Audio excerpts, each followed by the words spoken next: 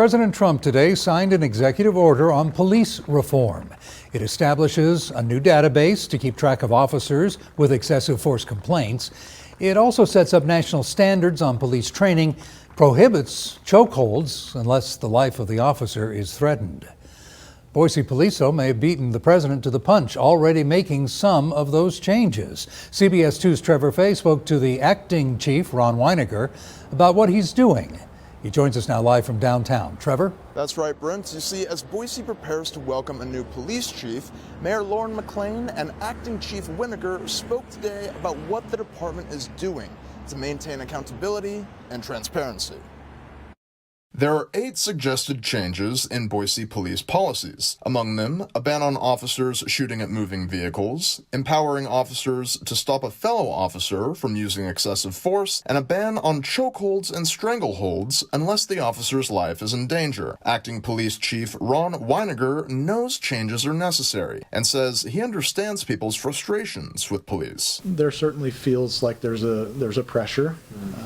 There feels to officers like, that there are folks who would really rather not have police around at all. Although no police is dangerous, poorly guided police officers can be dangerous as well. That's why it's worth noting when officers get the job done right, as pointed out by Councilmember Lisa Sanchez. She received a visit earlier today from, I believe, Sergeant Nick Duggan, inquiring about her welfare. And I just wanted to thank you. Sanchez is talking about a black woman who was recently verbally assaulted in Boise's North End. When police heard about the incident, they conducted a welfare check. Winegar says his officers are already doing a lot of things right. Frankly, we don't have to give them new information on how to deal with crowds or with people or with somebody of a differing point of view because we already have that in place. Still more changes may be coming soon with the arrival of Ryan Lee, Boise's new police chief from Portland. Mayor McLean promising as much in a meeting today. This is the first of many conversations that we'll have. So let's, Councilmember Sanchez, and then make sure that we've hit on highlights so we're all on the same page to prep us for the next conversation. Anyone can contribute to these conversations by attending Boise City Council meetings online.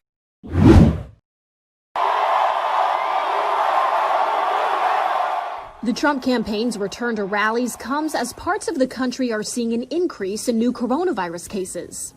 We're slowly ramping things back up. We're going to places first, obviously, that have the COVID restrictions lifted. That includes the site of the president's rally Saturday in Oklahoma, where nearly everything is back open. Still, the Tulsa Health Department director says he wishes the campaign would postpone, but didn't issue the same advice to protesters.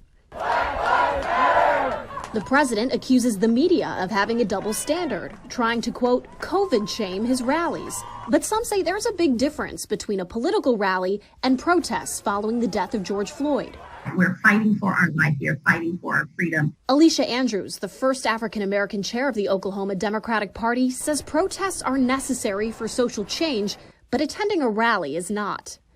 A rally for somebody that you already plan to vote for does not compare to the millions of people all over the world who are fighting for racial justice.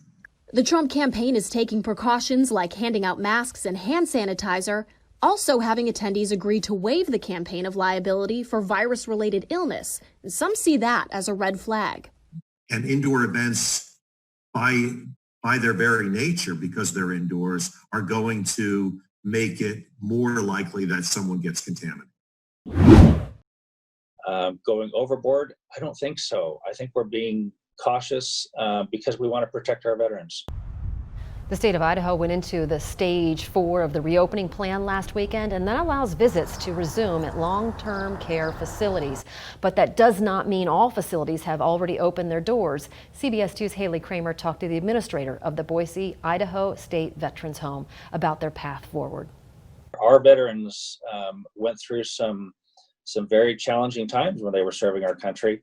And this is just another challenging time that they're going to make it through. Rick Holloway, administrator of Boise's Idaho State Veterans Home, says they're cautiously moving in a positive direction. As long as we continue to stay 100% COVID free and so on, we're looking to open up for some family visits starting next Friday. Thanks to their partners at the Boise VA, all of their residents have been tested, and all of their staff are tested every 2 weeks. We've been aggressively screening all of our staff members every single day. They come in and they answer several questions. They have their temperature checked, and they change into scrubs. Throughout this pandemic, they've kept COVID out, and they want to keep it that way. There's been some veterans homes actually in the eastern part of the United States where they've had between 20 and 30% of their residents die because of COVID got in their building.